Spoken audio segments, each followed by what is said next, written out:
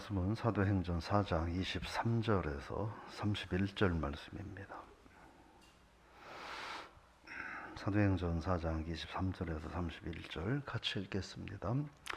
사도들이 노임에 그 동족에 가서 제사장들과 장로들의 말을 다 알리니 그들이 듣고 한마음으로 하나님께 소리를 높여 이르되 대주제여 천지와 바다와 그 가운데 만물을 지은 이시오 또 주의 종 우리 조상 다윗의 입을 통하여 성령으로 말씀하시기를 어찌하여 열방들이 분노하며 민족들이 허사를 경영하는고 세상의 군왕들이 나서며 관리들이 함께 모여 주와 그의 그리스도를 대적하도다 하신 이로소이다. 과연 헤롯과 본디오 빌라도는 이방인과 이스라엘 백성과 합세하여 하나님께서 기름 부으신 거룩한 종 예수를 거슬러 뜻대로 이루려고 예정하신 그것을 행하려고 이 성에 모였나이다. 주여 이제도 그들의 위협함을 굽어 보시옵고 또 종들로 하여금 담대히 하나님의 말씀을 전하게 하여 주시오며 손을 내밀어 병을 낫게 하시옵고 표적과 기사가 거룩한 종 예수의 이름으로 이루어지게 하옵소서 하더라. 필기를 다함에 모인 곳이 진동하더니 무리가 다 성령이 충만하여 담대히 하나님의 말씀을 전하니라. 아멘. 할렐루야. 어제가 이금자 권사님 생신이셨는데 제가 아침에 얘기해야지 하고 깜빡 얘기를 못했습니다. 하루 늦었지만 또 축하해 주시길 바랍니다. 오늘 신앙인의 정체성을 알아야 합니다. 이런 제목으로 말씀을 나눠봅니다. 23절은 이제 사내들인 공회로부터 이제 훈계를 받고 풀려난 베드로와 요한이 많은 그 사도들과 또 성도들에게 가서 그간의 일들을 쭉 설명을 했다 이렇게 말을 하고 있습니다. 근데 24절에 보면 그들이 듣고 한 마음으로 소리를 높여라고 말합니다. 사도들이 풀려난 것을 보고 이 성도들이 또 다른 사도들이 그들이 사내들인 공회에 끌려갔을 때 간절하게 기도했기 때문에 아닌가 그런 생각을 해보고 25절은 그 시편 2편에 있는 말씀을 인용한 이야기입니다. 시편 2편도 예수 그리스도의 십자가에 관련된 예언을 한 말씀인데 그 내용을 인용을 하면서 그 내용들대로 되어졌다 이렇게 말을 합니다. 26절에서 뭐라고 말하냐면 24절 뒤에 보면 그 열방이 분노하며 족속들이 허사를 경영한다. 26절에 보면 세상의 군왕들이 나섰고 관리들이 모여 주와 그 그리스도를 대적한다 이렇게 말합니다. 이 얘기는 뭐냐면 세상의 군왕들은 이것은 로마 정부를 말한다고 볼 수 있고 또 관원들은 이 사내들인 공회와 같은 이스라엘 내의 종교 지도자들을 말한다고 볼 수 있습니다. 근데 그들이 그 앞에 보면 허사를 경영했다. 로마 제국 그러면 빌라도가 관여를 했죠. 그리고 대제사장 서기관 바리새인 등등이 관여해서 예수 그리스도를 십자가에 처형했는데 근데 죽은 것으로 끝나지 않고 주님이 다시 부활하심으로 그들이 그리스도를 십자가에 처형한 사건들이 헛된 일이 되었다라고 하는 거예요. 근데 그게 이미 시편 말씀을 통해서 예언되었던 말씀이다라고 하는 것이죠. 27절에 보니까 분봉한 헤롯과 본디오 빌라도라고 하는 이름이 나옵니다. 헤롯과 빌라도는 그렇게 가까운 사이가 아니었거든요. 그렇게 별로 친한 사이가 아니었는데 이때는 친했었습니다. 왜냐하면 예수 그리스도를 죽이는 일 때문에 친해졌었다라고 하는 거죠. 그 로마 정권은 이 빌라도도 그렇고 그리스도의 십자가의 이 죽음의 내용들을 쭉 살펴보면 거기엔 하나님은 위대한 하나님의 구원의 큰 역사를 이루어가는데 하나님은 큰 물줄기를 이루어가고 있는데 가만히 그 속내를 들여다보면 다 다르다는 거예요. 빌라도는 내가 여기서 어떻게 조금 더 출세할 수 있을까? 자칫하면 내가 여기서 인생에 꼬일 수도 있겠구나. 이런 나름대로의 생각도 하고 있었고, 뭐 제사장과 서기관들도 말할 것도 없었고, 근데 하나님은 그런 모든 크고 잘 자란 인생사들을 다 한 큰 물줄기에 넣어서 위대한 구원의 역사를 이루어 가시는 분이었다. 그런 생각을 해볼 수가 있습니다. 결국 그 모든 것들은 뭐라고 말을 하는 거냐면 하나님의 구원의 계획이 아니고서는 불가능한 일들이었다라고 하는 거예요. 헤롯과 로마 정권은 자기들의 필요에 의해서 예수를 처형했고 지금도 제자들이 성령 충만하여 복음 증거하는 것을 방해하고 있지만 그러나 그 모든 것들은 안 된다는 거예요. 하나님이 용인해 주시니까 가능했던 일인데 그러나 하나님은 성령의 강력한 역사를 통하여 위대한 구원의 역사도 이루어가고 있다 하는 말을 하는 거예요. 그러면서 29절 읽어보겠습니다. 주여 이제도 그들의 위협함을 보시옵고 또 종들로 하여금 담대히 하나님의 말씀을 전하게 하여 주시오며. 여기서 초대교회 성도들의 기도 제목 세 가지를 우리가 알 수 있습니다. 기도 제목 세 가지인데 첫째는 뭐냐면 그렇게 말합니다.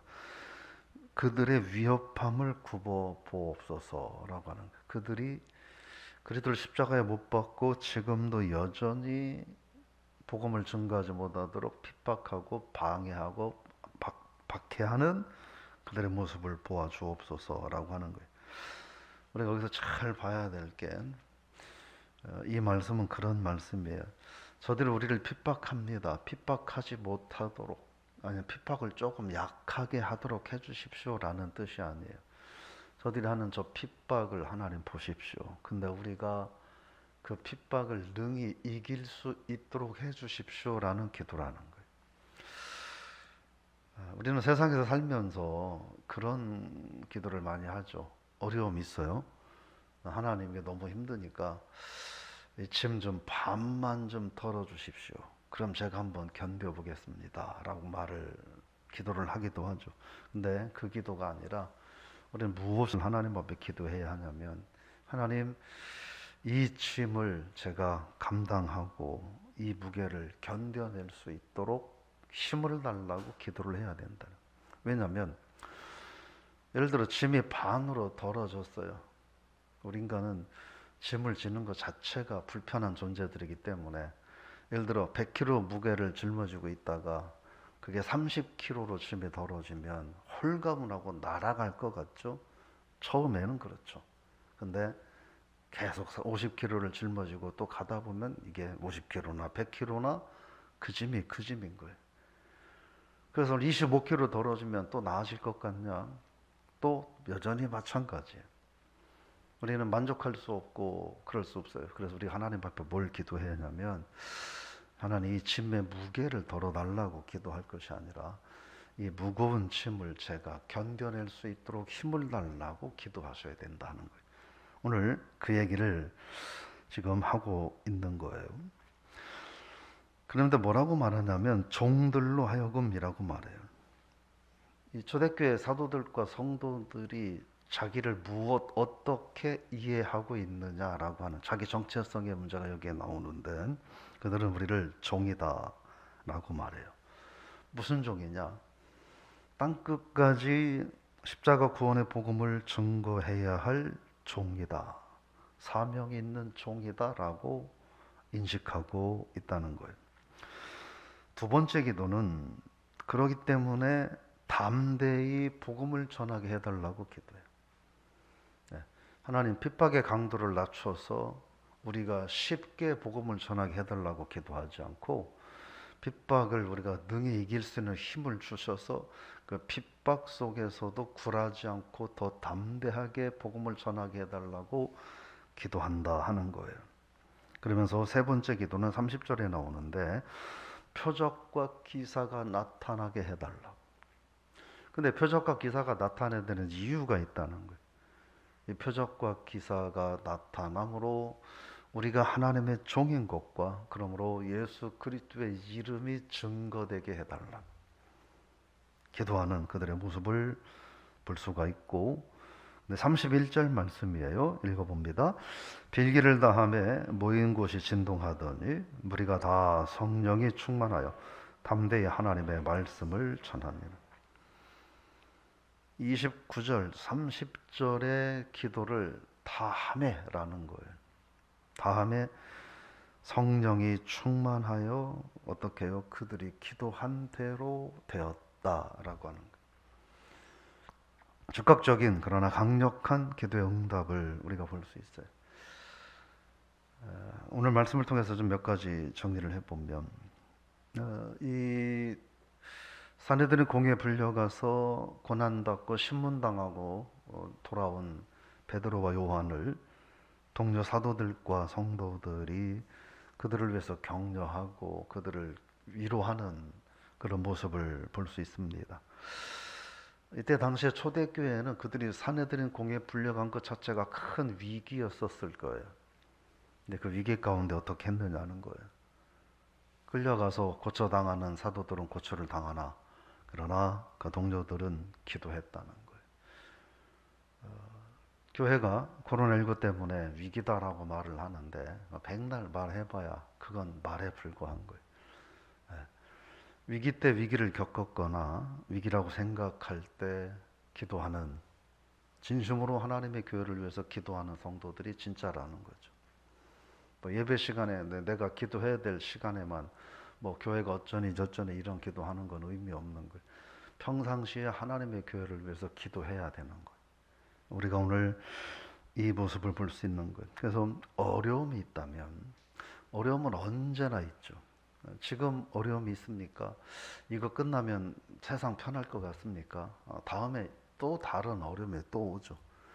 그렇잖아요. 인생은 파도처럼 쉬지 않고 계속 뭔가 밀려오게 돼 있는 거예요. 그래서 교회적으로도 가정적으로도 어려움이 있다면 그것이 우리를 혼란하게 하고 분열하게 하기 위함이 아니라 하나님 앞에 성령의 충만함으로 더더욱 일치되게 하기 위한 축복이라는 것도 우리가 기억해야 된다 하는 거예요.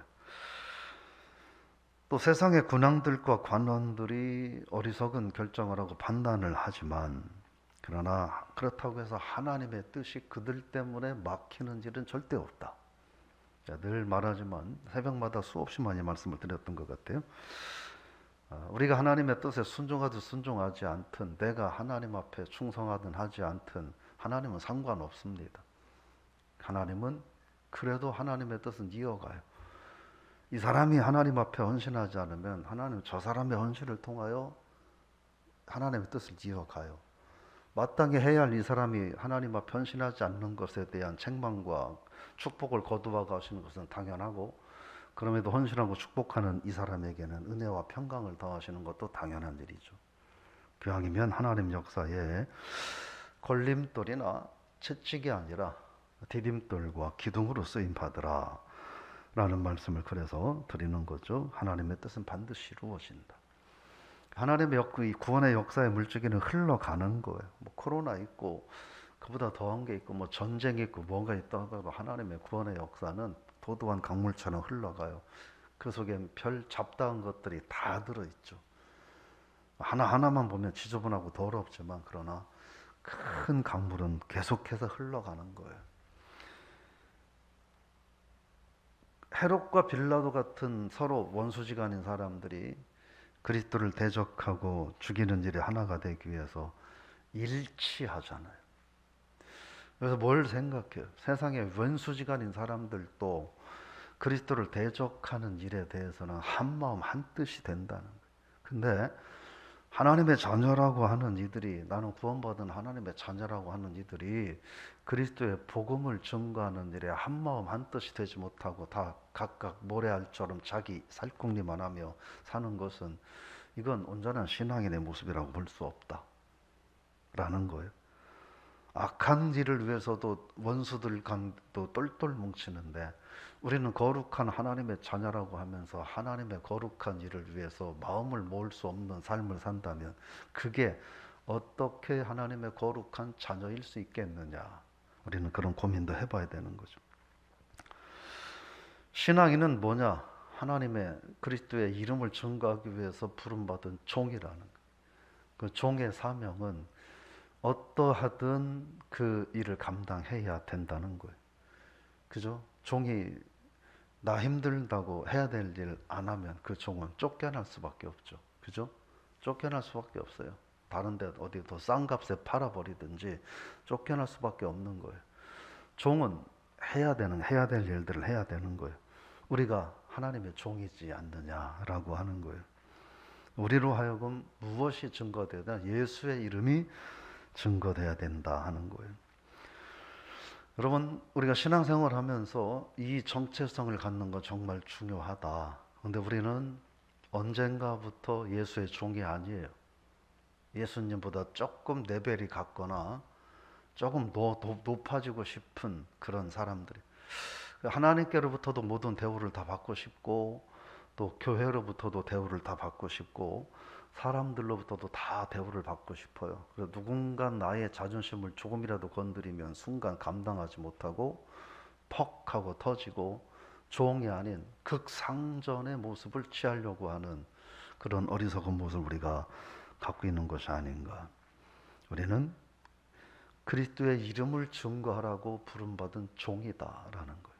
그래서 우리가 매를 맞든 욕을 먹든 모욕을 받든 사람들 앞에 무시를 당하든 협박을 받든 우리 때문에 그리스도의 이름이 선포되면 된다는 거예요. 사실 우리는 그런 걸 싫어하죠. 그리스도 이름이 선포되고 뭐고 다 필요 없어요. 나를 기분 나쁘게 나의 조그만 자존심을 건드려 나의 이익이 조금이라도 손해가나 그러면 감당하지 못하고 종이라고 하는 신분도 잃어버리고 우리는 분노하고 어쩔 줄 몰라 하는 우리들의 모습이 아닌가. 그러니까 거기에는 성령의 충만한 은혜가 생겨나지 않는 거죠. 근데도 우리는 성령의 충만함을 그래도 구합니다. 근데 성령이 오신 이유는 땅 끝까지 복음 증거를 하라고 오셨는데 우리는 그거죠. 땅 끝까지 복음 증거할 마음은 눈꼽만큼도 없는데 그런데 성령은 달라는 거예요. 그거는 어떨까요? 어린아이에게 날카로운 면도칼은 달라는 거와 마찬가지일 수 있겠다. 그래서 저 여러분들이 오늘 말씀을 통해서 예수 그리스도의 종으로서의 본분과 사명을 다하며 살길 원하오니 하나님 이 사명 감당할 수 있도록 내 입만으로는 부족하오니 성령의 은혜를 주옵소서 이렇게 구하는. 그래서 오늘 마지막 31절에 나온 것처럼 빌기를 다하매 성령이 충만하였더라 하는 그 말씀이 오늘 저 여러분의 삶에 드러날 수 있기를 부탁을 드리며 축복합니다. 우리는 예수의 이름을 드러내라고 하나님께서 불러 세우신 종이에요. 그 사명 감당하는 저 여러분이 될 수 있기를 축복합니다. 하나님 아버지, 우리가 성도로서 우리가 누구인가? 라는 질문을 오늘 아침 해봅니다.